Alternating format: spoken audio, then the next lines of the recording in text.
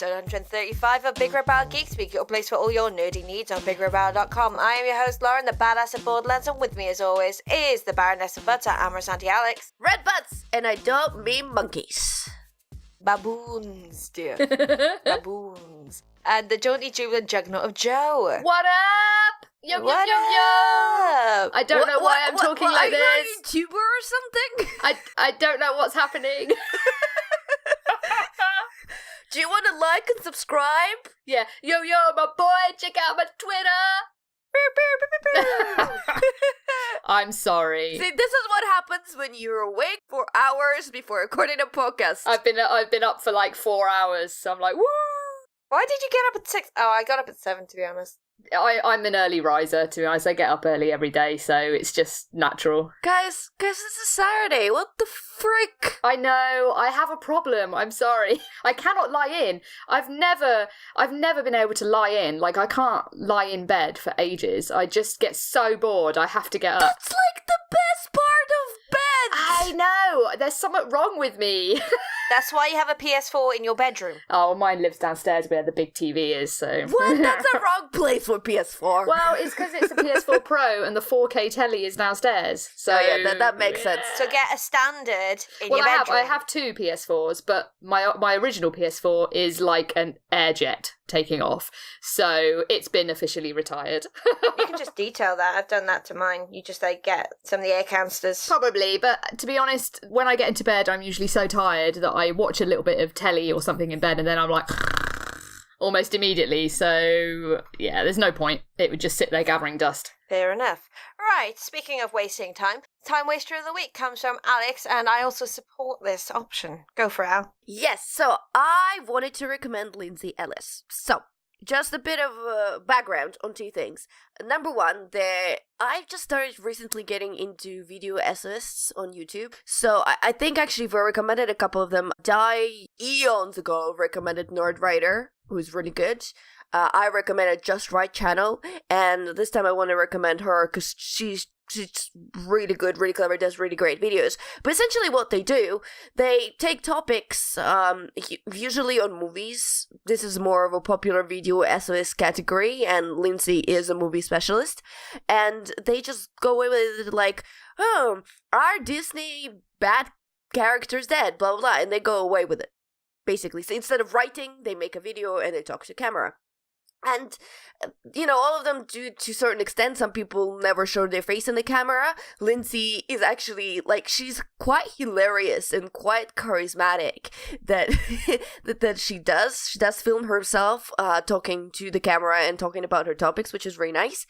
Some of you might know her as Nostalgia Chick, but she left way before when all the hoo-ha happened at Channel Awesome, which I'm not going to go over about because if you're a fan, you probably know. If you're not a fan, you really don't need the headache. Because he's another video essayist as well, nostalgia critic, because he does reviews and he does those kind of think pieces as well on different characterizations. Yeah, I mean, they had a whole host of different people doing different versions of that, and she was one of them for a while, and then she left, and I mean, look, I think her channel is really great. As always, I found her because she was doing basically a video essay on why Hobbit sucks. And guys, this is my personal catnip. As soon as someone puts the video Hobbit sucks, it's like I'm going like, I like it. It's on my radar. I like the Hobbit though. I know it's not great, but I like them, and I'm sorry.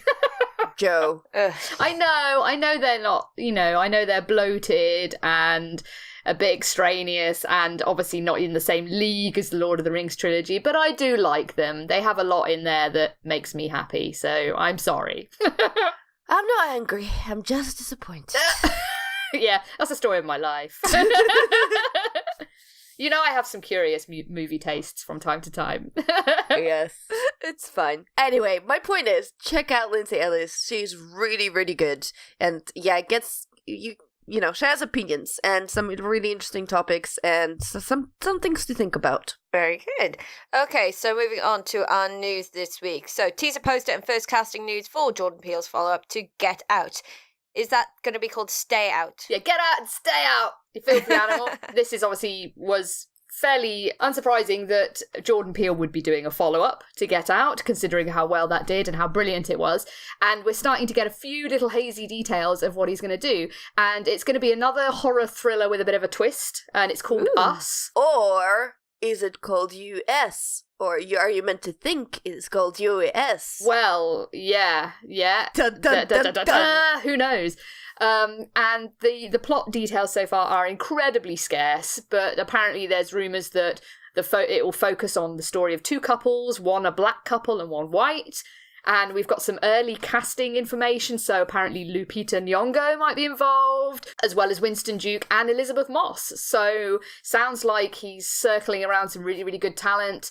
And, you know, I'll be first in line to see this when it comes out. He's definitely one of the most exciting movie-making talents to sort of come on the scene for some time. Get Out was one of my favourite films of last year, so...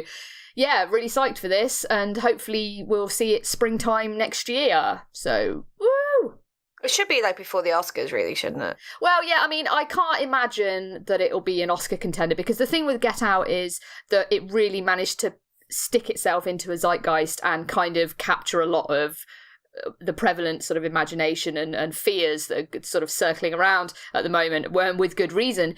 Whereas now, a sophomore feature, I can't see it doing the same thing, but I still think it'll be an incredible like horror experiment. And you know, he's a great writer for a start, so we can guarantee that it'll be really well written. I think you'll be surprised, to be honest, because this is a topic that the topic he usually goes for, and I'm sure he'll go for again in one way or another. Yeah, it is always relevant, and a certain someone always does something to, you know, bring it back to the forefront, and she's gonna do it in a very intelligent and way that you do not expect. And I'm looking forward to it. This is gonna be great. Definitely, yeah. You two are gonna hate me. I still haven't seen Get Out. Sorry, I was about to say a bad word. I'm not angry. I'm just disappointed. Yeah, I'm also disappointed, but also a little bit angry. I'm scared to watch it. It looks terrifying. You really must. You really must. It's not scary at all. Well, is it scary? It's kind of scary in a couple of places, but it's so freaking intelligent. Okay, here's a good litmus test for the scariness of it. Sean, our dear friend Sean, he's watched it a couple of times, and he can barely watch Jurassic Park because he gets so scared of it. So, and he's fine with Get Out. So that kind of, you'll be fine, Lauren. Just watch it. I may watch it tomorrow then. I've got a day off. I've got so many questions about where you be scared of Jurassic Park, but I'm just gonna leave it to Sean the next time I speak to him. I'm gonna ask. I love him. He's just the best. But yeah, and you know, anything with sharks, no good with sharks. I love sharks. But you know, I feel you, man. I mean, I love sharks, but that's not to say I'd want to be in the water with one. I've done that. Bless. No Meg for Sean. Oh, I can't wait for that film. Honestly, I am more excited for that film than almost any other this year. I think the only film I'm more excited for this year is Jurassic World. But the Meg looks brilliant. Really? Jurassic World looks terrible. No, shut up, get out right now. It looks amazing. The only good thing is Jeff Goldblum. It's going to be brilliant. They've just actually had an event where they showed the first 5 minutes to a bunch of people. And apparently it's like really surprising in that it's unlike a lot of previous Jurassic Park films, but in like a really good way. So I'm very, very hyped. And not long to wait. It's out in like less than a month. Ah! And speaking of something that's rebooted from our childhood. Oh my God. Bill and Ted 3 is officially go. So we got a teaser image a little while ago. We got another one this week, and it's called Bill and Ted Face the Music. This is just awesomeness. I think it's a fantastic title. It's just awesomeness. I love the whole concept for this, that basically now they're in their 50s and they're embarking on a new time travel adventure with their daughters to set things right. And it's basically, you know, obviously the story of Bill and Ted, that haven't yet written the greatest song ever that will unite the cosmos, and so the fabric of time and space is starting to tear around them because they've not done it yet. So I cannot wait for this. I mean, the first two are just both absolutely brilliant films. First one definitely. Second one, no, the second one is very underrated. I think it's almost as good as the first. It's fun, but it's not as good as the first. I love it. I think it's brilliant. But I'll watch anything with Keanu Reeves in because he is Bay. And I'm just so excited for this. I just think it's wonderful, and there's no way it can possibly hope to live up to expectations. That's the one thing that I think people need to kind of dial down a little bit. Yeah, because it's no George Carlin. Well, yeah, I mean, that is sad. I'm sure they'll throw in a nod to him in there somewhere because he was such an integral part of the first two. But it's the original writers have done the new script, and everyone that's on board with it so far has such affection for the project that I can't help but think that they'll put their heart is definitely in the right place with this. And no matter how the finished film turns out, it will at least be respectful and affectionate. So I'm very excited. To be honest, weren't they planning to do it for ages, and they haven't really proceeded with it until only recently? So I'm sure they were waiting until they had something pretty good. So there's a bit of a confidence in there. The script's been sort of on the go for a few years, so it's not like it's a rushed sort of hash job kind of thing. I think they're approaching it the right way. But yeah, so yay! Oh, and on obviously the Keanu Reeves front, just very briefly, we had our first teaser image for John Wick 3 come out this week. And is that because Thanos killed the dog? Well, if he did, Thanos is going down. You know this. John Wick would wreck Thanos. But yeah, it looks great. It looks like John Wick. And I'm excited again. So yeah, it's a good time to be a Keanu Reeves fan at the moment. Fan. And okay, so moving on to something a little less exciting and fun. EA still learning nothing about their loot boxes. Yay! I mean, EA. This is not completely unexpected, but they had their earnings call, out of which the whole load of wonderful, bountiful quotes came out of people basically saying, bull crap!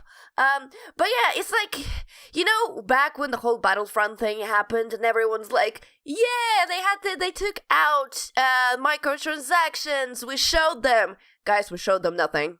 They honestly did not care about Battlefront that much, so they moved microtransaction out of it. But after that call, they basically, most of the money they make, obviously, as all we know, is from the sports game like FIFA, where basically they still have microtransactions galore. And it was really funny. I got some quotes from Andrew Wilson where there's you just read them and you can't take it seriously. I can't believe he's saying that because no one in their right can actually take it seriously. Well, this is one of them. We're always thinking about how to deliver these types of experiences in a transparent, fun, fair, and balanced way to our players, and we'll continue to work with regulators on that. Come on! Oh, yeah. And then, they're talking...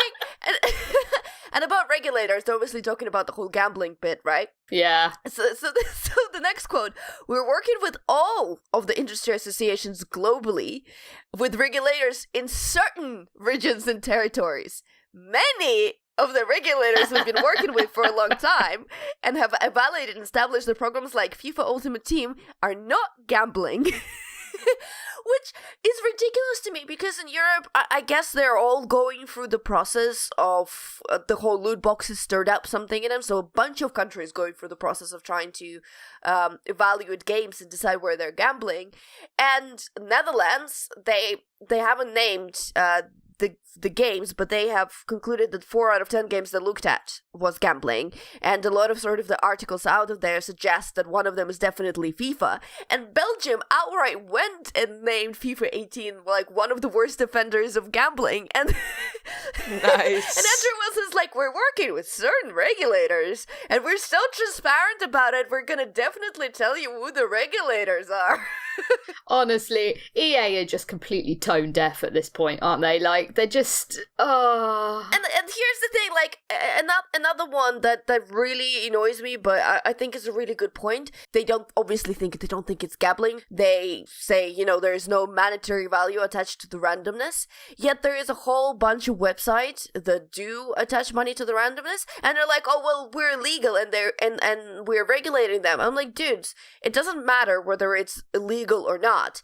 If there are people outside of your little company who see those loot box items as worth money that already connects them to gambling. Doesn't matter whether it's illegal or not illegal. If people think it has a monetary value associated with gambling, and it's just, and it's just a little bit crazy. And obviously from, there's a bunch of other news from that call. There's a bunch of Anthem news that came out from that call that, I'll get excited when I can. But it's just, to me, it's just so frustrating that the whole company, that they seem to live in their own little vacuum of their little money-making companies that they're just feed with microtransactions and whatever, and then completely ignore, this is the company that said that single player games are dead, and then God of War was like, hi, how about show you middle finger? I'm gonna punch my fist through the door and remind you all that we exist.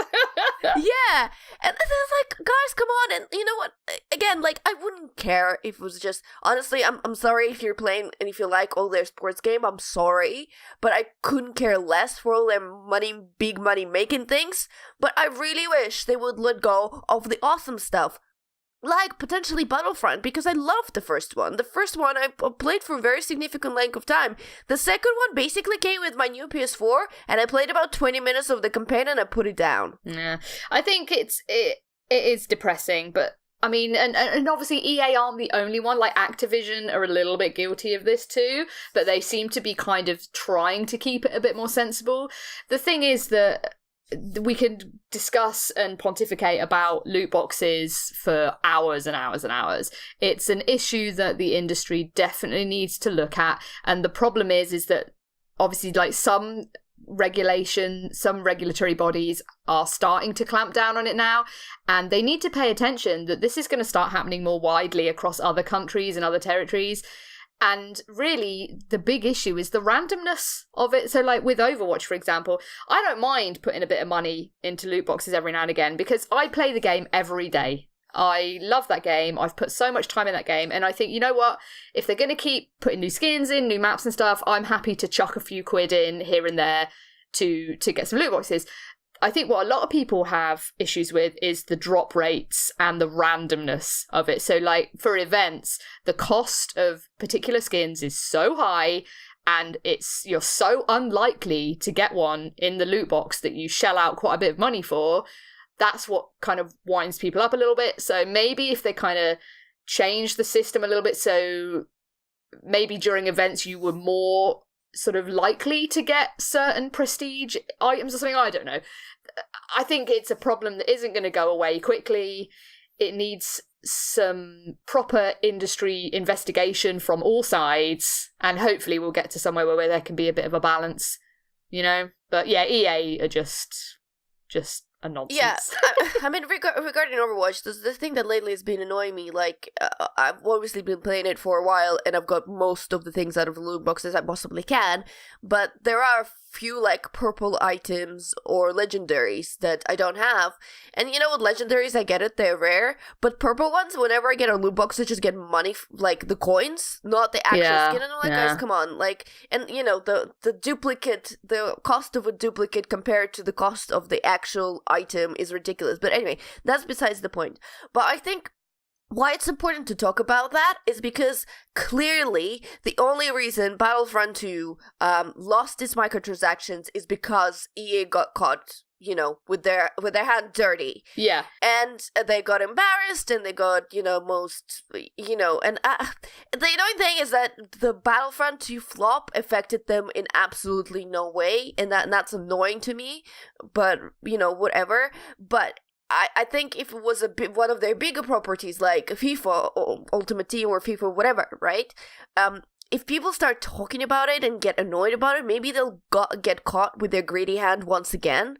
And this is clearly the only way to make them listen at all, is just talk and shout about it.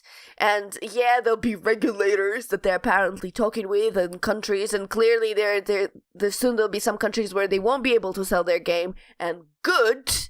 But I know we kind of, we had the whole, couple of weeks where this was a topic, but I do think it's important to talk about it because this is the only way to learn. Like, it's not like we tell them once and they understand. No, you have to. It's like a little child. You have to tell it again and again and again and again because they don't learn. I think as well, now that we've had these regulations come in from certain countries that loot boxes are gambling and that they're going to have to regulate them more, there's going to be disparity between what they can offer from country to country, and that's going to create a lot of imbalance among players, which is going to make people unhappy, because you can imagine a country, for example, where the loot boxes have been decided that they are gambling, and so as such they're not going to offer them in that game or something, or it might be harder, you might have to just directly buy the items you want. Then you're going to bump into players from another country that doesn't have that regulation. They're going to be like, well, hang on a second, it was easier for you to get that skin or outfit, whatever, than me. What's going on here? EA, I hate you, you suck. And it's a terrible situation. And yeah, it's about time they sort themselves out and look at it and try and be fair. I understand they've got to make money, but there's so many other developers out there making money without these predatory gambling loot boxes. Exactly, and the thing is, they're making so much money. They're just greedy. This is not like, oh, the games take so much money to make. We're so expensive. You have this money, like you honestly do. They're not reinventing the wheel. Every FIFA they do is just a reskin of last year's with a few upgrades here and there. It's not like it's costing them a fortune to develop an entire new IP. I mean, look at God of War, right? They rebuilt that from the ground up, and they've put so much investment into making that an extraordinary experience. And they're not relying on loot boxes to make that money back. They've relied on building an incredible game experience. Yes, it's a different kind of game than FIFA, obviously. But EA perhaps need to learn some lessons in that, you know what, you can't just keep reskinning the same game year after year and expect people to be happy with just throwing money at it. Like, it's a full price game, right? It costs like 60 quid when it comes out. That's crazy to me. When it's in a year, it's completely out of date and you see it in game for like a £5 because, oh God, I can't possibly buy last year's FIFA because that guy doesn't play for them anymore and he'll have the wrong shirt on. Oh no! Yeah, I never got that, but then I'm not a football fan, so what do I know? No, you know, yeah, exactly. So it's, to be honest, I'm I think this kind of thing with the loot box situation has been coming for a long time, and it's good. It needs sorting out, and we need like a definitive industry standard that people can follow. So yeah, but I mean, industry standard would be really hard because, you know, different countries, different blah, blah, blah. But, you know, it would be nice. Actually, you know what? I remember the actual point I wanted to make about Overwatch, apart from me not getting the loot I want. Yeah. There's a whole hoo-ha with the new Mercy skin. So they did the skin. Oh, the Pink Mercy. Yeah. Yeah, they introduced the Pink Mercy. She's in support of cancer, and you can buy that skin, and the money goes directly to charity. So people get annoyed because, like, oh, we don't have money to buy that skin, and you don't offer her any other way. I'm like, dude. No, yeah, that does suck. That's kind of a bad attitude to have from these people. But I have a slight issue with this. This is going to make me sound absolutely awful. The Mercy skin is great, okay? It's awesome that it exists and that Blizzard are doing something like this and that people can donate and get the skin. But to me, and I love Blizzard, but this seems like the absolute bare minimum that they could do, right? It's not a particularly great skin. I mean, I'm not a huge fan of it because I don't really like pink, but when you look at the design, it looks like a skin cast off from a previous event that they've just kind of pinked up and kind of thought, well, you know, yeah, we could tighten with this. It's great. I think it's great that they're sort of doing this, and she's right there when you log into the game, and it's kind of raising awareness and stuff, but it's not going to hurt them financially at all, right? It's an extra thing. If anything, it's going to make more money for Blizzard because of the attention that's put on the game. People will kind of think, oh, okay, yeah, I'll buy that skin. Oh, while I'm here, I might get some loot boxes, blah, blah, blah, blah. You know, I'll play the game a bit again. I haven't played it for a little while. And so the charity are going to get 100% of the Pink Mercy skin sales, and that's awesome. But it's not like Blizzard are reaching into their own coffers and chucking money at charity. And so really, this is like the bare minimum effort for Blizzard, but actually quite a lot of reward for Blizzard. And I know that's going to make me sound awful because it sounds like I'm disparaging what they're doing for charity, but I think, like, if you look between the lines a little bit, they could have done a lot more. Like, they could have done a whole event, right? You could have had a charity event against all kinds of cancers, and you could have had different skins for different, like, charities, and Blizzard could essentially have run this event for a couple of weeks, and they could have donated, like, 25% of all loot box sales, right, during that time. But they're not going to do that, because that's going to hurt their bottom line. The way they've done it with this one-off skin is they've put the impetus on the consumer, on the player, to make the donation, and Blizzard are actually donating pretty much nothing, right? Because the skin itself is like the absolute bare minimum. So, I think it's good, but they could have done a lot more. You know what? I absolutely agree. I don't think you're actually a horrible person for that at all. Because that's... It just makes... I feel bad because, like, people are like, oh, you must be, like, you love cancer or something because you're, like, saying something bad about the skin and what Blizzard have done. It's like, no. Okay. Look, just because you're, they have the skin and you're donating money to cancer, that is essentially a good thing. It doesn't mean... They wouldn't do it if there wasn't sort of a quid pro quo. It makes them look nice and gives money to cancer. Like, this is the whole always old thing, like, why people, and when they shout from the rooftops, I'm donating to this charity. Why? Makes them look nice, gives attention to the cause, gives money to them. It's fine. That's what people do all the time. There's nothing sort of, don't look down on it. And I agree with you. I think it could have been potentially more interesting. I do hope, though, that this is kind of the first baby step, and that maybe they'll do more like that in the future, because I think essentially this is a really, really great idea, and I don't see why not it can't be done more. And frankly, the whole event with supporting different charities, I'll be so up for that. Yeah, I think that would be amazing. Like, can you imagine how much good it would do for Blizzard to do like a 2-week event supporting, say, mental health charities, right? Because that's a big issue in gaming, mental health. And I think there's some issues in some of the Overwatch League teams at the moment about mental health and things like that. So, like, how that would do so much good and raise so much awareness for Blizzard to do an entire event for a couple of weeks, but that would take a lot more input from them. It would take a lot more time and resources and money. So I think that would be a tougher sell. But you know what? It's a business. They're there to make money. And that's kind of the deal we make with them when we play the game. Yeah. So, I mean, look, to be honest, we don't know. Maybe they've, themselves donated as a company something on the side and just didn't publicize. Like, there's all this. Some people donate and don't publicize this, so sometimes it's hard to make assumptions about that sort of thing, and it's fine. You don't have to shout from the rooftops and expect pat on the head, every time you donate it to some charity. But as I said, it's good that she's there. I agree with you. They could have done more, and I hope this is a sign that they will do more. The previously games tried to do that in a very clumsy way. There's a whole, Middle Earth Shadow of War situation that was a bit, with the donations a bit weird. So, baby steps, hopefully we'll get there. And sorry, I'm super off topic of EA microtransactions. Yeah, we should maybe dial it back now to the circle back. Nothing to say on this topic because I have no interest in those games, so I don't do that. But something that does interest me, there's a bunch of new shows that have been renewed and a bunch that have been cancelled, surprisingly, by major networks. So, like, Brooklyn Nine-Nine and Last Man on Earth have been cancelled. I'm really surprised at Brooklyn Nine-Nine. I think everyone is. But it's been saved. It's been saved now. It has been saved. Thanks to the gods at NBC. The Expanse has also been cancelled. Yep. Ash vs. Evil Dead's been cancelled this month as well. Yeah, I think that was kind of coming to an end anyway, because hasn't Ash left it? I'm not up to date. I don't know. I don't watch it, but I saw on Twitter that he was posting that, I've just filmed my last scenes or something. So I don't know. I think it could have been possibly they were on mid-season break filming, and then he was meant to be coming back.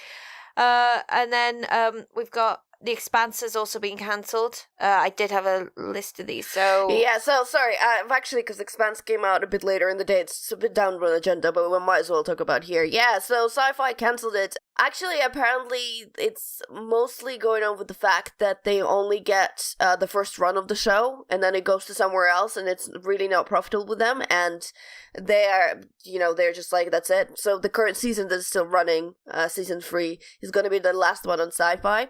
To be honest, the fact that it's going to be cancelled on SyFy, this has been written in the sand for so long. Like, I can't believe it took them 3 seasons. I was, thought they were going to get cancelled after the first one. But the company that actually makes them, I think it's called, Alcon, they're going to shop around with it, and I really hope they find a place, and I think it's going to be a pretty good fit for Netflix, where it goes anyway after a couple of months.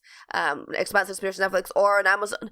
The problem is, I'm not sure Netflix would want it, because they got quite a few sci-fi shows of their own, whereas I don't know any sort of major sci-fi shows on Amazon, which I think why it would be better for them to have it. Yeah, they do more like the historical kind of sci-fi.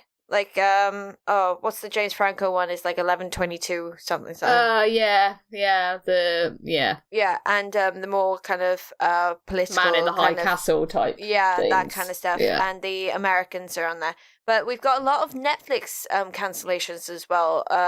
Chelsea is cancelled. Dirk Gently Holistic. Wait. Chelsea, her talk show? Chelsea Handler, is it? Yeah. Is it Chelsea Handler, yeah. She just moved to Netflix and was super happy about it. It's not doing well, apparently. Dirk Gently's Holistic Detective Agency has been cancelled as well, but that was BBC America, but it does come to Netflix. Everything Sucks, Disjointed, Haters Back Off, which I tried to watch one episode because it's based on that girl from YouTube, but it's just like weird. What else? Lady Dynamite's been cancelled as well. 7 Seconds. To be honest, I haven't watched many of them. Yeah, like, you're naming the shows, and I'm like, I have no idea what they are. I'm not surprised they're cancelled. Yeah. Spike has cancelled The Mist, which was apparently good. I'm not surprised, because that was crap. Was it crap? Yeah, it was rubbish. I was being told by people to watch it. Yeah, no, it was crap. Don't bother. Okay. The Path has been cancelled by Hulu. I watched, like, most of the first season. It was intriguing. I'm actually surprised, but I'm more upset about TV show being cancelled that...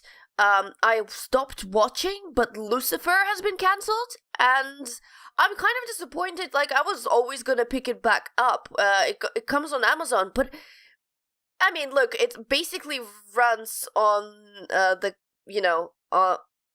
on the charisma of the main actor, Tom Ellis, like 100%. Yeah. But he was really good, and it was like ridiculously stupid procedural that you knew exactly what's gonna happen, but it was still kind of fun to watch. I think also on a similar line, I think The Exorcist has been cancelled, and that was actually pretty decent. Like, I watched the first season, but I haven't seen the second season appear anywhere yet on UK TV. But that was actually really quite good. So that's a shame. Hey, well, they've renewed Riverdale, so but they've also renewed Crazy Ex-Girlfriend. And stupid Big Bang Theory rubbish. Whatever. See, I saw a joke on Twitter that was like, "There is no God." Like, this is proof there is no God, because they had a picture: Brooklyn Nine-Nine cancelled, Big Bang Theory renewed.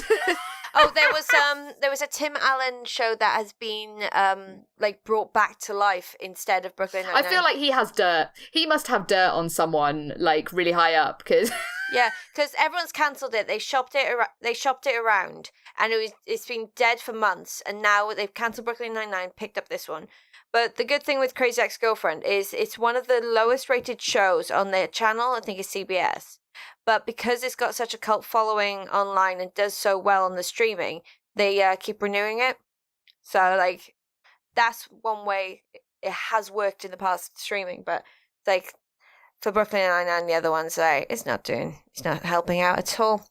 But yes, at least we know now that Brooklyn Nine-Nine has been saved. Very it's fast. Been given a last-minute reprieve. In a day. Yeah, well, I think it was just, like, it had a lot of fan support that I did not expect. Like, even people like Guillermo del Toro were tweeting about it, going, "Save this show, it's epic." So that's great. I mean, as soon as it was announced that it was cancelled, like, everyone went to the Twitter, and I think there was a hashtag that was going as well that I can't remember. I didn't even have time to write it, because by the time we've talked about it. It got saved. But here's the thing, like, this is the craziest thing. We've been talking about all the stuff that got cancelled, and Dermot yesterday asked a very important question that I don't know the answer to, because a lot of those shows are being cancelled by Fox, and it's like, does it have something to do with the Disney buying them? And I don't know. Well, I heard that the Disney buyout may be off. Oh. That may not be happening. I didn't read the full story, but I heard that it's looking shaky at the moment. So who knows? I think it's just this time of year, it's obviously TV cancellation renewal time, and there's always so many shows and ratings are so important. So there's always a big batch of cancellations that you perhaps wouldn't expect. Yeah, it's just the nature of the beast, Mm. I mean, look, on a good note, we can sort of circle back around with it. The Good Place got renewed for another season. Yes. Yeah. And personally, happy for me, The Good Fight got renewed for a new season. So I'm like, hell yes! Because I'm loving the current one. Something we haven't mentioned that's been renewed for 70 episodes is Rick and Morty. Gosh, that's a lot of episodes. That is a lot of episodes. That's like 5 seasons. They said between 5 and 7 seasons at the minute. Brilliant. So 70 freaking episodes of madness. Oh, Designated Survivor got cancelled. Well, for fuck's sake. Sorry, I'm just reading the list. Oh, I love that show. No, I've just picked so hard on my recording. What? That's... Oh, and The Middle got cancelled. That's quite good. Just reading the list. Yeah, The X-Files got cancelled, but that's completely unsurprising. That's not even the news. Sorry, just very quickly, and it's a related note to the Expanse that is on the other part of the agenda, but I might just well get it out of the way because it's very quick. Because the authors of the Expanse, James A. Corey, Ty Frank, and Daniel Abraham, they're actually gonna write a new space trilogy, which I think is really exciting because so they just announced that. So if you're sad about Expanse and you love the books and the series, because the books are fantastic and Ty Frank and Daniel Abraham are amazing, they're writing a new space series together. And at some point they're gonna finish the whole Expanse series, which I think is like 9 novels or something, and there's like 6 out or something like that. Anyway, more books for them, and that's it. We can move on from this. And oh, The Orville got renewed. That's good. And also iZombie, so happy about that. Oh, has it confirmed that it was been renewed? Sorry. Yeah. Moving on. Okay, so final bit of news is board game behemoth Asmodee is reportedly up for sale. Yeah, so this is super interesting about Asmodee. So, I mean, if you're a board gamer, you might have seen. And if you go into conventions, a big stand, previously in UK they've been known as Asdevian, but they renamed themselves as Asmodee, and Asmodee is a big French company. But the joke around for years was that they're just buying everything, and recently they purchased a lot of board gaming publishers, like Z-Man Games and Plaid Hat, Pretzel, so like a lot of the big shiny board game publishers. And they seem to be owning everything. They've recently, like in UK, they also got like another publishing company called Spring. So they've just been acquiring stuff. And then suddenly they've announced that like they seem to got everything, and now they announced they're potentially up for sale according to some rumors from Reuters. Like the joke going around is who will buy Asmodee if not Asmodee, because like they've been buying everything before, so who will buy them now? But yeah, it's just a bit of a gossip from the board game world that it is super entertaining, because if you've been standing like on the sidelines for a while and just silently watching them acquire lots of stuff and lots of companies, basically leaving just bare indies. Like if you're just completely indie, that's probably the only place they haven't bought.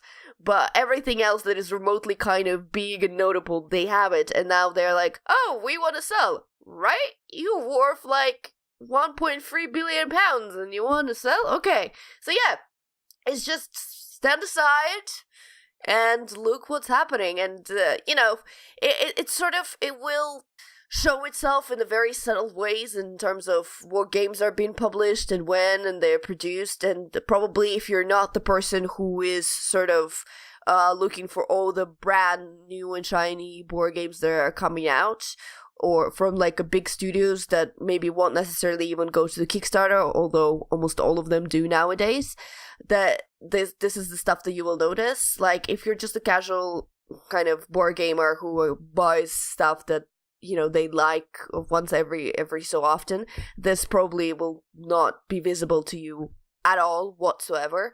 But for those of us who are reviewing stuff and writing about stuff and like really into the world and the the whole drama of the board game and publishing and distribution, this is juicy.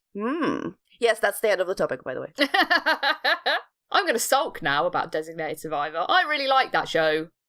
I mean, who wouldn't want Kiefer Sutherland as president? Nah, it was okay. I know, I enjoyed it a lot. I got bored with it eventually, but I did enjoy it for quite some. Oh no, we still watch it. We watch it every week when it comes live. So no! I'm glad my story on board games touched your soul, Joe. Sorry, yeah. That's fine. I'm just sat here like, Designated Survivor. Yeah. Yeah, feel the love. Alright, finally, something that pains me. Solo, a Star Wars story, which looks utterly terrible. Ron Howard apparently shot 70% of the movie. Yeah. This comes off the news that he got a sole directing credit because apparently the previous guys that unfortunately got fired, Phil Lord and Christopher Miller, making that movie, they watched the cut and they were like, yeah, we want none of it. We don't want our names. Are they Alan Smithying it? No, they're just not there. It's just not there. It's Ron Howard's movie. He reshot the majority of it. He redone it. He's clearly, that's not the Phil Lord, Lords and Miller's vision at all. It's changed so much that they don't want it. Now, this is a Wall Street Journal article and is available only to subscribers. So I don't subscribe, so I don't know any of the details. But if by any chance you do subscribe, it may be worth reading.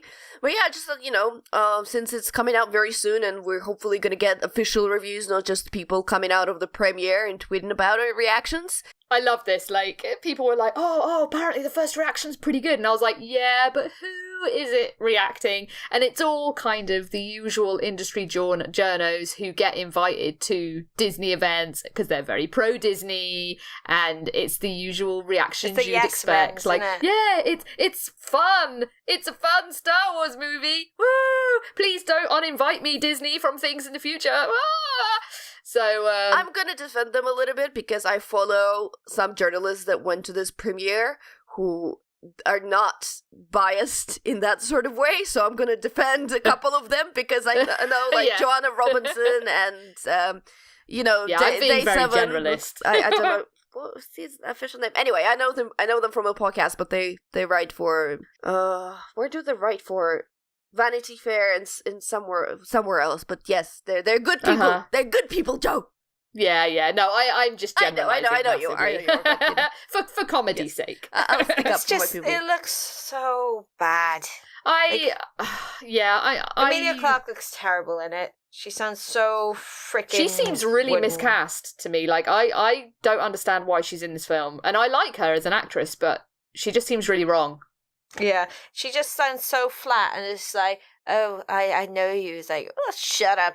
Like, the coolest person in the galaxy is the coolest person in the galaxy because he's being played by Donald Glover, of course. Yeah, so he's always going to be badass. That's the one sort of little glow of happiness for me with this movie is that, you know what, I'm going to go see it because it's kind of like the law.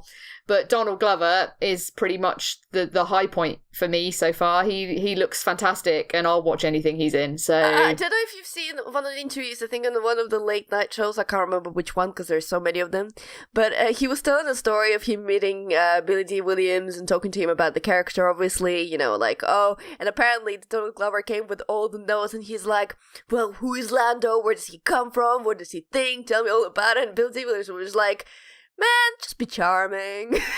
Yeah. Just be charming, man. I'm like, yep, that's Lando. It's just like he's just the baddest guy in the galaxy. It's just like, you are awesome, and in a Solo movie, you shouldn't be showing him up. And it still makes me weep because Solo is bae. No, sorry, Harrison Ford solo is Bay. I think that there's an important distinction there, and that's exactly, you hit the nail right on the head, is that Han Solo is in distinct danger of having his own movie stolen out from under him by Donald Glover. So. Oh, not danger.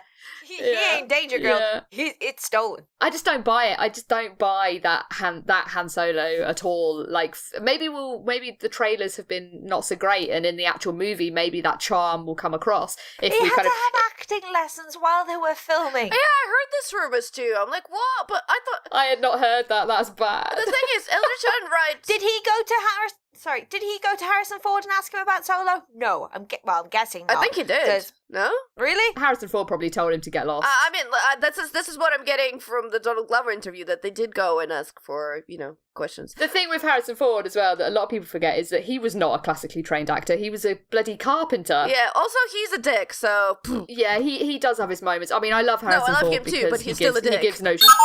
But he is a bit of a knob. But you know what? Like, we can say what we think so far from the trailers, but none of us have seen the film yet. It could surprise us all. It could be great fun, and we could all be eating our words in a couple of weeks' time. But at the moment, I don't think so. Yeah, I mean, look, that's what I heard, that the trailers are misleading on purpose, but I don't know how much truth is in that. But yes, it's coming very soon. We'll know soon enough, guys. I cannot understand the mentality of releasing a crap trailer for a film on I don't purpose. think they meant to release a crap trailer. They meant to release a trailer that gives a different atmosphere, or like kind of doesn't show everything about the movie.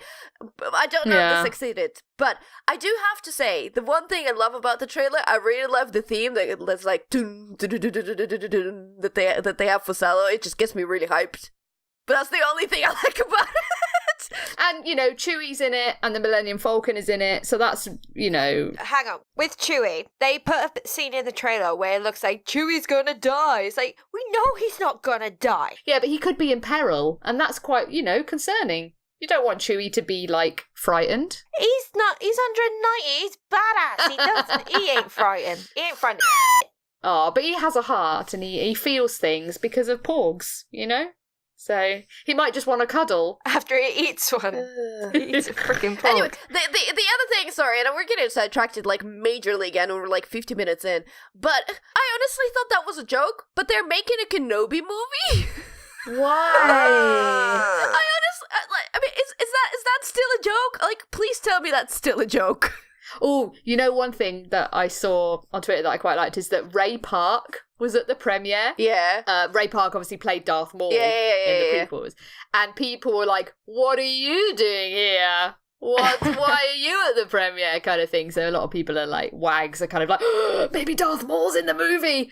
Which seems insane, considering the timelines, but who knows? Who knows? Anyway, let's go to the actual topics, because we also got loads.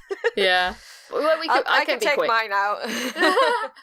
Because I think we need to do number 5 anyway. Well, I need to do a couple of mine as well. And I need to rant about something, so I'm sorry. All my crap stays.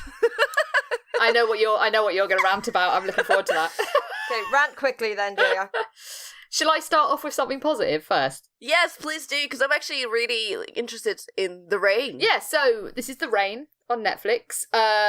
If you enjoyed Dark on Netflix, which was, I think, Swedish or Dutch, I can't remember, then you'll enjoy The Rain. Basically, this is a Danish show on Netflix, and essentially what has happened, it focuses on this small group of, like, teenagers, really, late teens. And what has happened is something has happened to the rain, and it's become incredibly virulent. And so if you get caught in the rain, you become like a slathering zombie almost immediately, and you're massively infectious, and then you die pretty quickly, kind of thing. So the rain is absolutely brutal and murderous. And obviously Denmark, if people don't know, is one of the wettest countries in the world. It rains a lot in Denmark. And so, obviously, this is a big sort of factor in the show. And it's kind of becomes a post-apocalypse sort of situation, and these kids are sort of trying to survive. There's a bit of an underarching mystery going on with a company called Apollon, that it seems like they're behind it, like they were messing around with nature somehow. What? Another nefarious corporation messing up with it and releasing a secret virus? You don't say. I know, what? I mean, look, the whole concept is there's nothing new here. Like, obviously, the idea of the rain being the thing that is deadly is kind of... Well, it's interesting. A little bit unique. It's interesting. It's also massively scientifically flawed. I think any scientist watching this show will be tearing their hair out because there's so much in it. It's like, well, they'd all be dead almost immediately because of the water that's in molecules in the atmosphere. It doesn't have to be raining for there to be rain molecules everywhere all around you. So I think, yeah, scientifically it's incredibly flawed, but that doesn't matter. It's actually really quite enjoyable. It starts off a little bit shaky and you kind of, it feels a bit laboured, but after the first episode or two, it kind of hits its stride. And what's quite interesting about this is that they're putting a lot of attention into the character development and the team dynamic between the kids, between the teenagers, and how they're interacting with each other. And it's not just being pushed to the sidelines, and it's actually like a central part of the story, which is actually quite refreshing in a post-apocalypse series. It's not all just about them trying to solve the mystery and survive. It's about how they're interacting with each other and how they're trying to still have relationships and basically be teenagers. So I'm enjoying it so far. I think we've got 8 episodes so far. I've watched 5. The 5th episode, I won't go into details, but it's actually quite interesting in a few different ways that I won't even mention at all, because as soon as you start watching the episode, you'll know where it's going. But yeah, I would recommend this. Obviously, watch it. You can watch it subtitled or dubbed, but I would personally choose to watch it in original language with subtitles. There's a few typos in the subtitles, which are quite fun. I mean, there's a lot of subtitles, so there's going to be a few that sneak through, but they make me chuckle because, I like bad spelling sometimes. And but it's actually very enjoyable, and it's got a hell of a soundtrack. Like, the soundtrack is great. They've got some really interesting songs and different kind of musical beats going on. Yeah, so yeah, I recommend this. I think it's, if you like things like dark and The Walking Dead when it was in its early stages, like not now where it's a bit crap, but kind of the early days of The Walking Dead, and kind of, yeah, anything sort of a little bit sort of darker, but it's got quite a nice edge of humanity to it because it still cares about its characters. It's not all just about, oh my god, this terrible post-apocalyptic situation, we've got to survive and everyone's gonna die, and it's got a bit more heart than that. So yeah, I recommend it. Yeah, I was gonna say, like, the most interesting thing always about all those zombie movies or about those what-if scenarios is how normal life intersects with it. And that's why the first couple of seasons of The Walking Dead, I think, were fantastic, because that's what they were about. And then after that, it just became like, what is going on? But yeah, I do it's silly now. Think these series are always the best when you're like, these are the very mundane things that people usually do anyway. But how do they get affected by this new big whole world situation? And that makes it exciting and interesting. So, like, in The Rain, these teenagers, there's still, like, elements of jealousy among them, because there's, like, because it's not going to go away, even if we have zombies running around, right? You can remember what it was like being a teenager, so it's like, oh, well, does he fancy her, and does she like him, and, oh, hang on, but he's kind of with her, and, oh, what's going on here, and, like, each of the characters has their own little backstory that they sort of refer back to in flashbacks, and that's actually really well done as well, and not always what you'd expect. Like, it's not really obvious backstory. So yeah, I think actually this is a pretty decent show, and if you kind of like post-apocalyptic dramas, definitely check it out. Yeah. Okay. That's very good. So let's go into my rant, and guys, I apologize, I think I'm going to be talking a lot. I'm so excited for this. I knew you'd hate this. One thing I need to rant about, and one thing I need to talk about, and then right after another, so you're going to be hearing a lot from me, but so let's start with the faraway. There's a difference between good and mediocrity. And there are certain points in storytelling why something is mediocre and why something is good.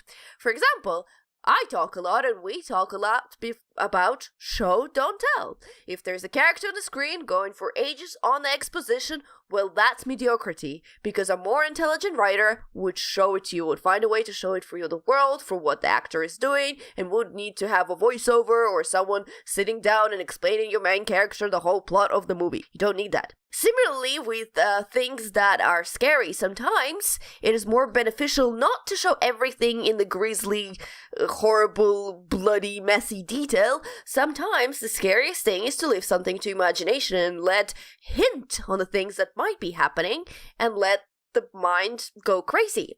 And sometimes to be provocative, people do the same thing. Let me give you a good example of someone being provocative, making a point, but at the same time not being vulgar about it. My favorite movie of last year, Death of Stalin. Beria, horrible, horrible person that raped teenage girls constantly, all the time in his NKVD prison. Do you ever see Beria butt naked, basically molesting these little girls in the movie? There is no actually scene showing that, but that's exactly what he's doing. However, what they did is more effective, is show this girl in the prison, and the next day, terrifyingly, the NKVD soldiers leading her through the gates, her parents waiting at the gates to pick her up because they knew exactly what happened to the girl, and the girl basically being, let out, and her parents take her away. And that was freaking terrifying because you could imagine all these horrible things that are done to her in this horrible prison, and at no point did you have to show excessive nudity and be disgusting about it and what so on. And that... What show is that on? That is not a show. That is Death of Stalin. That is one of the greatest movies of all time. Everyone should watch it. But... here we go. This is the difference between being a good, intelligent movie, very well done, and something mediocrity, which, welcome to Red Sparrow, which is, hey, we're gonna get Jennifer Lawrence naked, because you haven't seen those photo leaks, have you? Ho ho! And we are just gonna put lots of random rape, and lots of incredible violence, and yeah, it kind of makes story sense, but look, I'm not a shy person from movie nudity. That never really, bothers me. Frankly, I appreciate a little bit of boobage. I'm a person who watched entire Sin City 2 just because Eva Green's boobs are glorious. What can I say? They're beautiful. Yes, she has amazing knockers. She is a beautiful creature. What? They were on the screen for me. I did stunning. Enjoy them. They are just beautiful. Yeah. Same thing. I am the first person to put the hand up that most of the reason why I rewatch Rome is because I get to see a beautiful penis of a beautiful man. Okay? That is the reason. I'm completely okay with ogling people and seeing naked people. I'm also super okay with violent stuff as well. Like, does not faze me or bother me. Like, I might look away from the screen, but that's not going to stop me from enjoying the movie. However, there has to be a reason for showing of it. And seriously... context is everything. Yeah, and then the Red Sparrow. So basically, Red Sparrow, if you haven't heard about this yet, but this is basically a story, and I can't decide, I don't think it's really a real day, but it's a story about, as old as time, Russian spies and American spies, and Jennifer Lawrence, she's called a Sparrow. They're trained in art of seduction, blah blah blah, and she meets this guy, and this guy has who knows a mole in the Russian government, and the Russian government is trying to find out the name of the mole, so they send her to basically seduce him and talk about him, and then it becomes the whole does she turn, does she not turn, does he turn, does he not turn kind of situation. But this movie is seriously, it's like bingo of cliches. Guess what? Jennifer Lawrence is a ballet dancer. Ding, ding, ding. She wears at least traditional Russian hat. Ding, ding, ding. She speaks with a horrible Russian accent. Ding, ding, ding. Like, everything you gotta cover. Oh, Russia is incredibly sexist. Ding, ding, ding. All women are beautiful and used just for sex. Ding, ding, ding. Like, everything. Like, paint by the numbers, basically, the movie.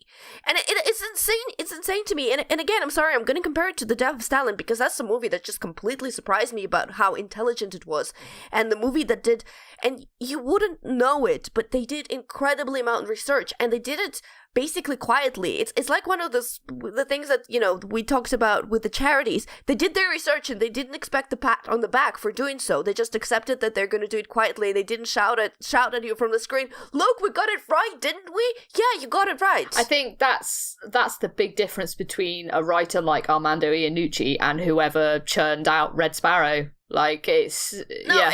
And seriously, and this one, they're like, let's put all the stereotypes we know and all the things. It's like, of course, like, if you're not Russian, this is the stuff that you hear about Russia. So when you hear them on the screen, you're like, oh yeah.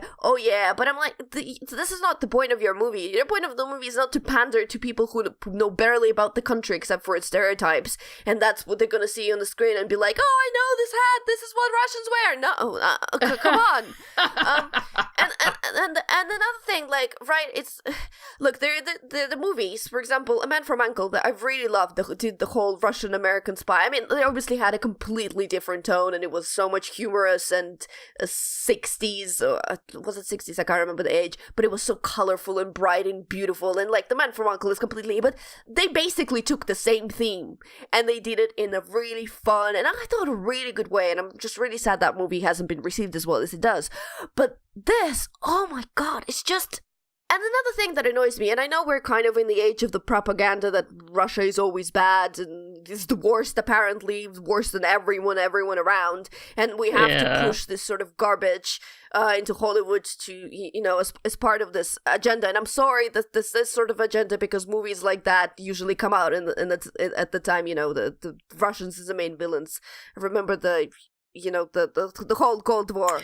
That's been like a trope for decades. I mean, yeah. Yeah, but it's been a trope for decades for a reason, because of the Cold War and the political atmosphere, and now we're coming back to it, so this is sort of the movie that comes back. But I don't really want to get into political too much, but what's particularly annoyed me about it is because Americans are so white and freaking fluffy in this movie, and Russians are so, like, horrible. There's not a single redeeming qualities pretty much in any of the characters that are there.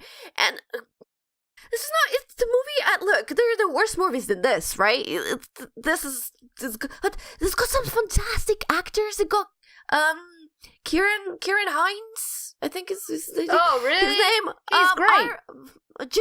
Jeremy Irons? It's got Jeremy Irons. They asked beautiful Jeremy Irons with his fantastic voice to put a He has been in some garbage over the years, though. This is just another tick. Like, why would you ruin his beautiful voice with this? The main dude, I forget his name. I liked him in a couple of movies. He was in Star Wars, I think, second ones. I can forget his name. You know, Jennifer Lawrence, who's a fantastic actress overall. Joelle Richardson, who I also really like, who's got the most bizarre... She's like basically the mom. She says 4 lines, and she's basically plays, I'm sick, I'm an invalid mom in bed. That's all I play. Like... That's such a waste. She deserves better than that. All of them. Every single actor on the screen deserves so much better than this movie. Someone must have been holding a gun to their head for them to literally be filmed in this garbage. I'm sorry, but they are. It's ridiculous to me that all those people are in there and that this is so bad. And look, you know what? Again... Sorry, Death of Stalin, have to return to that, because it's like a direct comparison of someone doing a good job versus someone doing an atrocious job. But there was a reason why they decided not to do stupid Russian accents, and because you watch them and you can't, like, every single actor who's in there does a Russian accent in a different way, and I'm like, why bother? Just imagine that they would be speaking Russian. You don't need to do Russian English with English. Like, it literally makes no sense. Here's a shocker. Hire a Russian actor. Oh, yeah, well... Like, she's not Jennifer Lawrence. She's not going to sell that much money. That's true. Sell the movie as Jennifer Lawrence will. It's you know that Tom Cruise film where he was like planning to kill Hitler? Did he ever put on a German accent? Oh, I know the I vaguely remember that he didn't put on. I don't think he ever does. I don't think in any film. Was it Valkyrie or something? Is that what it was called? Yeah, Valkyrie. That was it, Valkyrie. Yeah, I don't think he did. I think he... Yeah, he just did himself, Tom's accent. I don't think I can think of a single film where he's done an accent. Sorry, I had to round about Red Sparrow because... No, I'm totally with you. I haven't seen it, but... From everything I've heard, it just sounds mediocre at best, and also a bit offensive. Yeah, so. But to be honest, like, I watched it for the whole movie, and it passed quite quick. Like, I wouldn't say the plot is original or super interesting, but, it grabs you, it gets you through. But there's all these things that just throughout that just annoy you, and part of the reasons why I just stuck with it because I was rolling my eyes about 10 minutes in, and I was like, well, I gotta continue now. So yeah, no, it's in my opinion, it's disaster. I remember it being completely slated by IGN, who rarely slate anything, and people being like, "Whoa, if IGN didn't like it, yeah, guys, it's because it's garbage. It's disgusting most of the way." And as I said, I have nothing against violence, I have nothing against people being naked on screen. Just give me a proper reason except for the shock value for it, and I'll be on board like 100%. Okay. Rant number 2. Oh, no. This is a good thing. I really like this.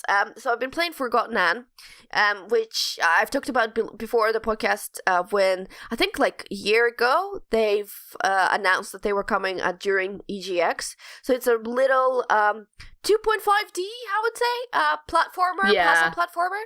And it's got this anime, a lot of people say it's Ghibli kind of style, animation, hand-drawn animation. Like, it looks gorgeous. Just absolutely breathtaking from everything. There are some levels where you are in the city and you run around, and it's just so absolutely fantastic. It takes your breath away. You're just like, whoa. But the idea of it is that you are in a land of forgotten things. Where you forget where you put your keys, they end up in this land. And also with them in this land, there are 2 people, Master Bunko and Anne. And Anne is an enforcer, so basically keeps up the peace. And apparently there are rebels, which are forgotlings, which are things that are sort of causing some mischief, but you don't really know why.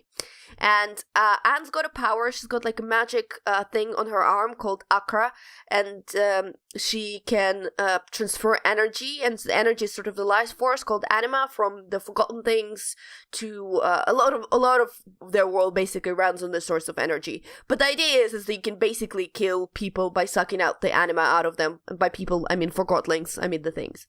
Anyway, I'm not going to say much more about this because it's got a really, really great, touching story, and this is show, don't tell. Like, you discover things, you come into the game really not know anything, and through interactions with other things and interactions with the world, you finally start to understand the whole story, and you begin by sort of understanding Anne's perspective, and then kind of see her whole perspective crush and change and rotate 180 degrees from what it has been in a really clever way. I will have a review of it at some point where I'll talk more about, game mechanics and what I liked. I am at the moment, I will warn you, I'm at the level and I'm not sure if I can't, and if I'm too stupid to solve the puzzle, or maybe it glitched out on me and I can't figure out, but I'm talking to the developers to see if that is the case, and then when I finish it, I will write up a review about it. But what are you playing it on? PlayStation 4. Okay. Yeah. Look, I'm not a big fan of platformers, and I really like this game. It can be a little bit fiddly. There are like 1 or 2 timed puzzles, and I hate like platforming and type things. Oh god, time puzzles like they're not super hard. So the reason I got through them is because they're not super hard. So they were fine. But basically, it's the story and the characters, and there are some characters that are live later on that I absolutely liked, and like they were so charming absolutely immediately. And all these forgotten things, like there is Inspector Magnum, who is of course a gun. There is Tiffany, who is a lamp, because of course she is. Like all those little things. There is they have a factory, and kind of like really angry, shouty like boss of the factory is a teddy bear. And he's like really sweary and shouting. Like, so it's got so many little adorable little things and little like quirky and fun twists. And yeah, I really, so far, based on what I've played, guys, please check it out. It's so beautiful. I think it's about like 6-7 hours. It's not even that long. So you can go for the chunk. And I will say, this is the game where you get to make decisions. And decisions actually do, like, matter, because there is a decision that I made within about 10 minutes of the game that came back. Not to haunt me, because luckily I made the right decision, but it came back, like, at midpoint of the game, and it became important. So, yeah, I think it's a very, very well done game. But yes, a review will be up at some point, but check out Forgotton Anne. So is that out now? No, it's out on the 15th, so probably by the time you listen to this episode, it'll be out. So out Tuesday the 15th, and do you know the price of it yet, or no? No, I do not. Okay, cool. Because I'm gonna get it by the sounds of it, 'cause that sounds super fun. It feels to me like a 15 quid game. Yeah, I can see it being like $14.99, something like that. And finally, the one you've all been waiting for, Infinity Wars. I've seen it twice You've all this probably week. seen it by now. I've seen it twice this week. Yeah, I've seen it twice as well. I just watched it Feels. once. That was enough. Oh, feels. Was there? I mean, I don't know. There was some filling moments. Obviously, this is not going to be any spoilers for you listeners out there. No. I'm probably going to be the more negative of the three of us on this one. I thought it was good. You don't know what I'm thinking. I think it was perfectly. I'm just assuming. Terrible at making assumptions, I know. But I'm a bit meh about superhero movies at the moment. But the thing I liked about this is it kind of, without going into spoilers, it definitely solved the third act Marvel problem that they have sometimes. I think it did some really nice character things, which was good. That made me happy, because I always hate it when a movie like this forgets about its characters, and that's one of the worst things about like that Justice League terribleness, was that it completely forgot who its characters were. Whereas this didn't do that, and that was quite nice. I feel like it's not as great as people are proclaiming it to be. I think it has some pacing issues, and also like I think at times it struggles under the weight of its own expectations, in terms of it has so much that it needs to accomplish in one film, and most of the time it does it very well. But you're also forgetting that it's the first part of a 2-movie series, so it's always going to be lacking in one way or another. Like, oh yeah, absolutely. And I thought Thanos was done very well, actually. Like, It's more of a Thanos movie than like Avengers. and I mean, yeah, if you look at his motivations for what he's doing, without going into details, they're really quite thin, and they don't bear much scrutiny, and they're not really explained in a way that I found that satisfying. Personally, like, I would have liked a little bit more as to his internal sort of thoughts on things, but generally, yeah, I think it was pretty good. It's not in my top Marvel movies. It's kind of, it's one of the better ones. Like, it's not like a Incredible Hulk or anything like that. look, it's better than Ultron, but that's about Oh it. yeah, well that's not hard, is it? Yeah, that's not really hard. I mean, Ultron had its moments, but yeah, Ultron was a bit crap. Ultron has one of my favorite moments in the whole Marvel universe, where they try to pick up the hammer. Like, I love that moment so much. Yeah, But that's the only reason I yeah. basically watched the whole movie, but it's also mostly garbage. Like, I love James Spader in it. I think he's really funny. But like with this one, I think they balanced characters pretty well, considering how many of them there was. There was one character. Yeah, there's one character like I didn't like how they used him. I liked some of his stuff early on, but then he just kind of floundered for the rest of it for me. Yeah, Which I think I know who you're talking about. Yeah, I think which was really disappointing given the strength they've been giving him the last few times. But as continue on with the theme from Black Panther, the females were badass. One thing after watching it that I've realized that started to annoy me is that I think they forgot that Black Widow is a spy. Yeah. I honestly, because I went for the whole, look, I've been working a lot, so I had MCU in the background for a lot of the stuff. And the last time she did a bit of spying, she did a bit of excellent spying in the first Avengers, because, you know, they had to set her up, basically. I mean, look, technically... Not Civil War, Winter Soldier. Yeah, and Winter Soldier. Technically, she did some in Iron Man, but whatever, let's forget about that, because that's not really super important. But then the last real bit of spying she did was in Winter Soldier. And after that, they're like, they forgot that she's a spy, and she's just basically just there for fighting. And I'm like, what? Why? You can do so many... I think she came out of being a spy when she became an Avenger, because she's kind of, like, prominent now. I know, but by being a spy, I don't mean she has to literally spy on things, but she's got a very specific set of skills that does not mean that she can only kick ass in a fight. They could do so many other things that they could do something interesting with, and they just forgot that she could do that. They did a little bit of that at the start of Age of Ultron, when they were staking out that police station. Yeah, Little bit. I do kind of wonder if because she was, without going into lots of details, she was almost barely in this. Yeah. And I wonder if she'll have a bigger part to play in the next one. Yeah. Oh, someone actually did a list of like the time each character was on screen. Yeah, I think she was about she was about 2.5 minutes in total. But I did quite enjoy that Scarlet Witch had quite a lot of time. Yeah. Because I like her as a character. I do find it quite funny that they've just decided to drop the accent. Oh, there's a reasoning for that. Horrible. Thank There's God. a reasoning for that because she's being trained by Black Widow to be a spy, and what's her most significant kind of feature? Her accent. So you tone that down first. No, it makes perfect sense. But yeah, I mean, like, yeah, it's fine. It was enjoyable. It had some really funny moments, like you can always rely on Thor, and Thor was great. Oh, bless. And it had some great comedy beats and some really good action. And yeah, really, I thought they did as good a job as I expected. I don't think it set the entire MCU on fire in terms of it being incredible and amazing. Like, it's definitely not top 5 for me. But yeah, it was fine. It was good. It does suffer a little with the kind of middle movie syndrome. So like Half-Blood Prince and Deathly Hallows Part 1, like they're set, and Pirates of the Caribbean 2, like they're setting up for the last one.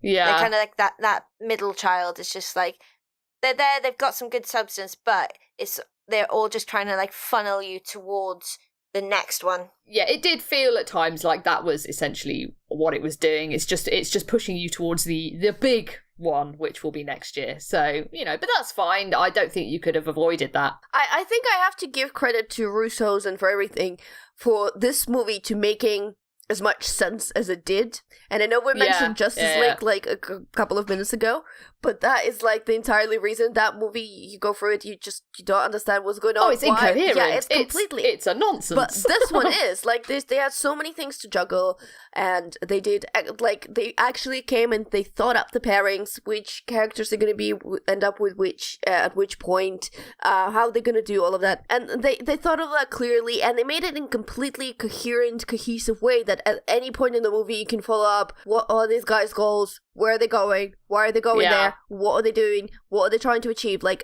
you always know this at any point. Well, with one of them, maybe, not so much. The one that Laura mentioned secretly. But with most of the other ones, you know exactly what they are and what they're doing. And I think this is way more complicated than we actually give them credit for. I think the fact that absolutely. They got that right is already a major achievement of this movie. Oh, yeah, mad props to the Russos. I think they've pretty much achieved an impossible task because there are so many moving parts here and they've managed to put them together into a very cohesive whole. So yeah, I'm not disparaging them for the slightest. It is a really good film. It's just, for me personally, I prefer the more unusual Marvel films, exactly. The ones that kind of are a little bit more unique and special. Things like Black Panther is my favourite at the moment. I just think Ragnarok's number 2. Ragnarok's my second favourite, but Black Panther, I think, was just so refreshing and just, it had great character moments, it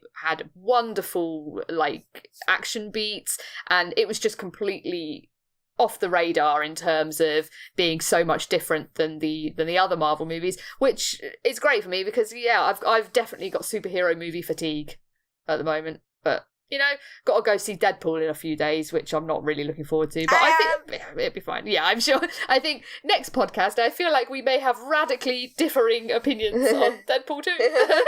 I can't wait. I'm going to see it on Tuesday. I can't wait. Yeah, we're seeing it Tuesday. Yeah. We're seeing it Tuesday. But, my fella loves Deadpool, so, that's fine.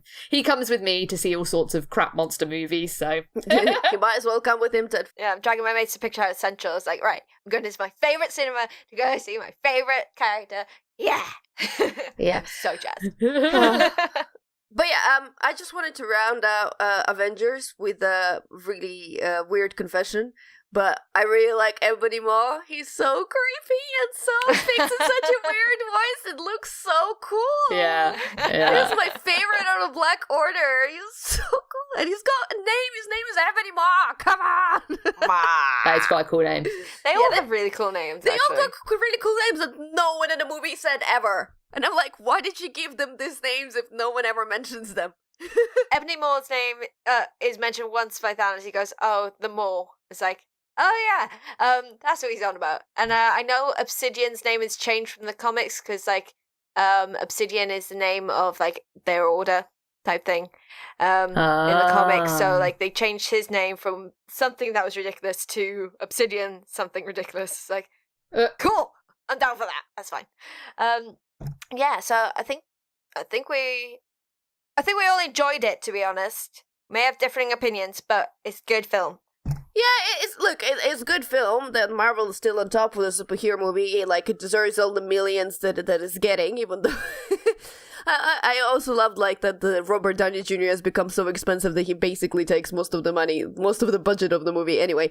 But it's really enjoyable. It's really fun. If you haven't seen it already, that's crazy. Go try to watch it. It's worth seeing it in the cinema. It's all really good fun.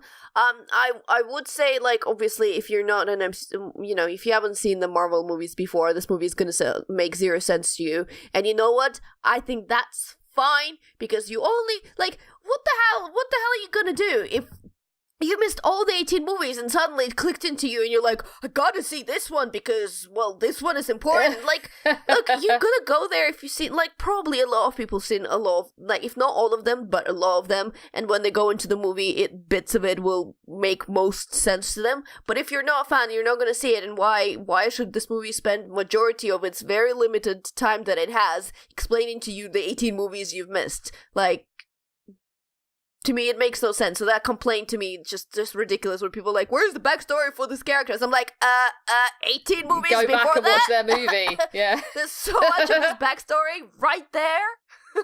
Most of it on Netflix, by the way. Do your homework. So yeah, so to me, this is fine. But yeah, I think it's very enjoyable. I don't know. It maybe will. I need to sit down and make my list of Marvel movies, but maybe we'll make it in my top 10. But it's definitely my top 5 is way too busy and way too beautifully with the beautiful beard to be anything else on there. Yeah, you cut your hair to bearded cap. Yeah. Oh god, he's so beautiful. I was gonna talk about something else this week that has sort of cap with the beard, but I'm gonna leave it till next week for all the good things. Nice. Anyway, that's it. Avengers Infinity War, thumbs up. Thumbs up. Yeah. Thumbs up. Okay, so that is it for episode 135 of Big Red Geek Speak. We are well over time. Sorry. Quick shout outs to Will Driver, Gabrielle, Ian, and Stingo. If you would like to get in contact with us, you can do so on the forums, bigredbarrel.com. You can go to Twitter at BigRedBarrel using the hashtag GeekSpeak. You use our personal Twitters. I'm at The Sweet Shrimp. I'm at _. I'm at Pixel Ritual. You can also go to Facebook, facebook.com/BigRedBarrel. Leave us a comment on there. You can also join the game night groups on there. There's some lovely people. You can also go to iTunes, leave us a little review on there, 5 stars preferred, or whatever you think we deserve. We also have a Discord group. You can join us on there and say hi, yell at us, I don't know. You can also go to Tabletop Tuesday, where every single Tuesday we have a new featured game, which you can win that very evening. All you have to do is play the game, tell us you played the game. You don't even have to win your round, and your name gets put into prize draw that is drawn by 10:30 that very evening. What is the game this week, Alex? The game this week is called Forest of Fate. Ooh. Fantastic. You can also go to YouTube, youtube.com/Red Barrel TV. All our podcasts are put in there in video format of this picture, and you listen to us. I don't know, you might prefer to listen to it that way. You can leave a comment there too. Have I missed anything? No, I will put the usual warning that this is my busiest month in terms of doing stuff, so these episodes probably will be coming a little bit late. I'm sorry, I apologize for that, but there's not much I can do. This podcast editing, it takes me a long time. It's a good... Yeah, no worries. It's a good, 5-6 hour chunk of my day to do this properly, and unfortunately I don't have 5-6 spare hours to give at the moment, so because we don't, there's only so many editors we have on BRB, so unfortunately this will either have to wait until someone can actually get to it at some point. So this might be coming sort of not on Monday, but later during the week it will come out, but it will be late, and it will be until I submit, which is the end of this month at some point. And after that, should hopefully, fingers crossed, get back to normal. Woohoo! Yeah, studies come first. Yep. Ugh. And good luck to you for everything. You're gonna nail it. Huh. I'm hopefully not gonna fail it. Hey! We believe. I believe. All right, so we need to let you go sort yourself out and say for episode 135 of Big Red Geek Speak, I've been Lauren. I have been Button. That's Eurovision tonight. Woohoo! It is Eurovision's right. I've been Joe. Bye. I will bid you goodbye. Bye. Butts.